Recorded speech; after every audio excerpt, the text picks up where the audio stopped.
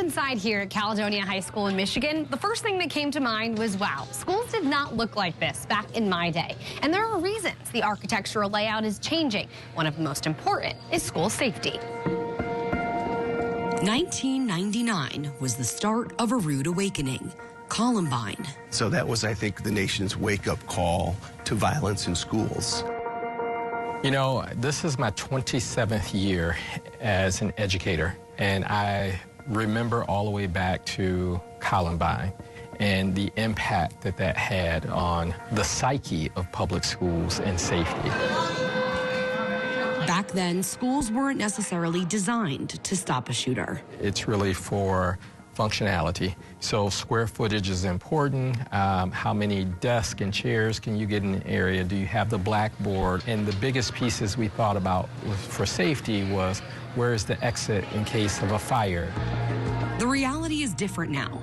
In the past 5 years, more than 150 shootings inside schools have resulted in either injuries or deaths, according to Ed Week. It's imperative that we don't have the luxury of not getting this right, because the stakes are too high. Dr. Dedrick Martin is the superintendent of Caledonia Community Schools in West Michigan. Please excuse varsity softball. His district is changing the way it builds schools. If there's anything about this school that you could point out and say, I really want other places across the country to see this as a model, what would that be?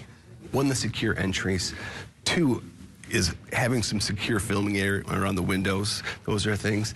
And really, it's the staff that are in the buildings that are going to make it work. Upgrades in schools like curved hallways and corridors divided by fire doors and stronger locks. Other ideas impact classrooms themselves. Reshaped rooms create student safe zones to hide, not visible from the door. Even classroom door barricade systems that can be quickly installed. Tower Pinkster specializes in upgrading classrooms. They do about $400 million of K-12 construction a year. If there's a receptionist here, they can see you on approach. They can see you in the vestibule. They can see you as you come in. Matthew Slagle leads the firm's design for K-12 schools. When you walk in a school that you guys are working on right now, I mean, what are some of the biggest differences that we see?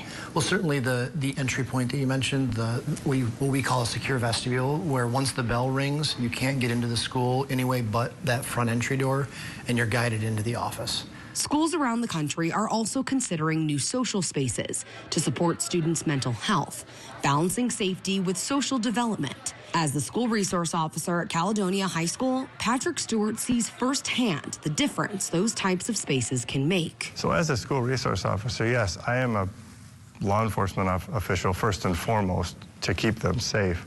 But I'm also an informal counselor, a mentor, a teacher, an educator. Stewart says balance is important, especially now. Do you think it's safe to say that changes architecturally to schools across the country is going to be crucial in keeping our kids safe regardless of any other actions that are taken?